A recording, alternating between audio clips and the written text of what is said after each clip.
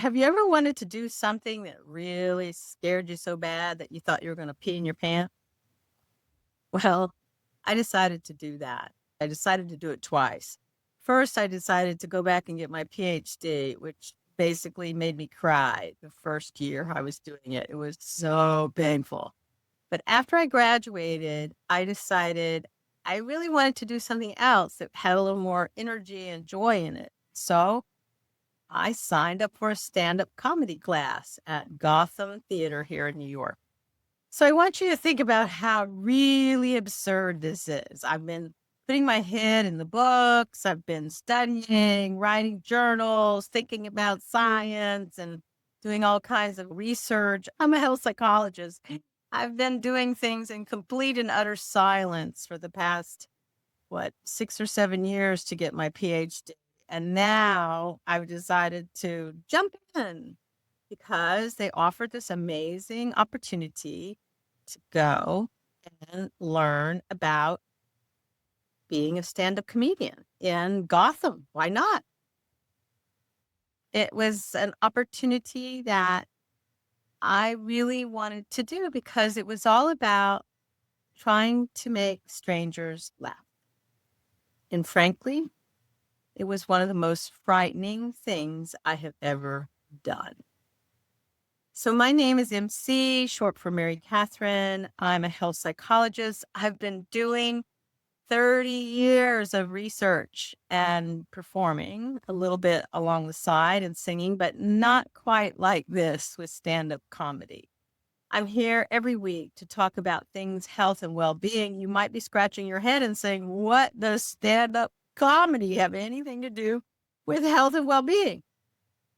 That's why you need to stay through the end of the episode.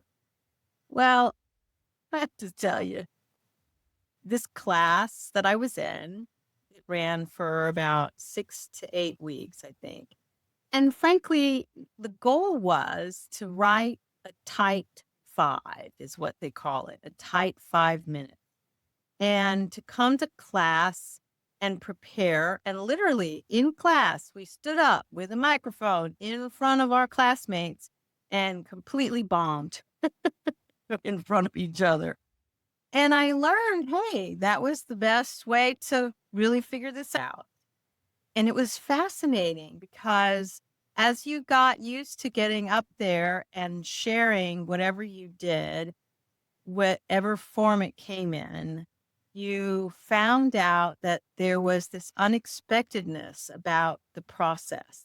And it was also delightful when your fellow classmates laughed. And what felt uncomfortable and a little embarrassing at first, hey, it became great material that I began to see the value at how it kind of gets people to laugh. We went through the city, the whole group of us, going to, oh my God, I went to enough open mics to try my material so that I could get ready for the Gotham show, which was during the week. We were to prepare ourselves for the Gotham show that if Jerry Seinfeld or Jim Gaffigan suddenly appeared, our show would pause and they would then take the stage, which was thrilling. I'll let you in on a little secret. One of them showed up during the night I performed. So I have to say, it was fascinating. I don't feel like I was good, but I was okay. It was interesting. I think I brought something different to the table. And that at the end of it, I was so thrilled that I did it.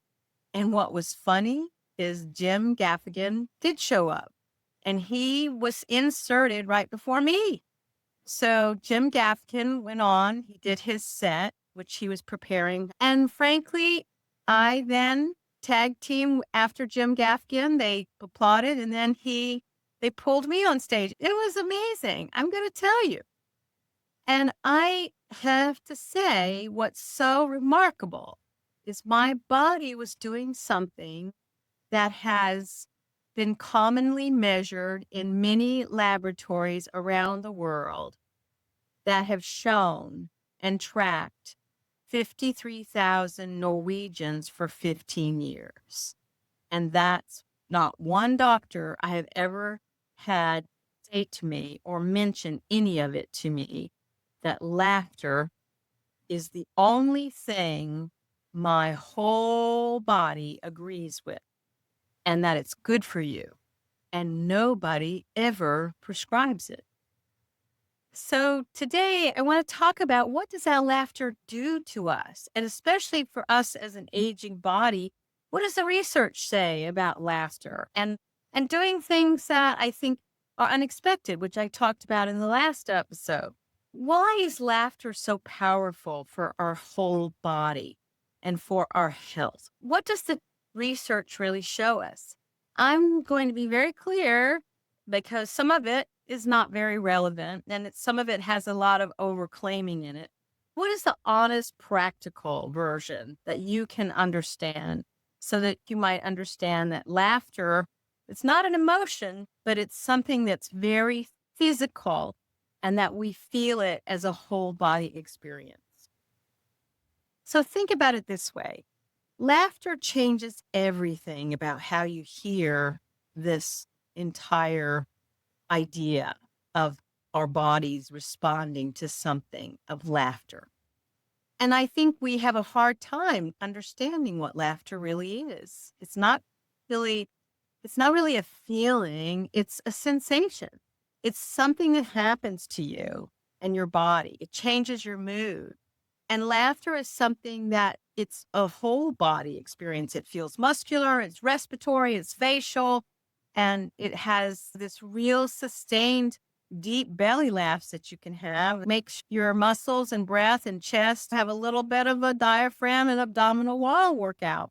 And those are things that we all use to help our wonderful nervous system.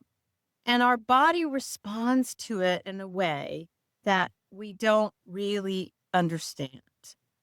And we're trying to figure it out because it's a very delightful idea of what it is that laughter does.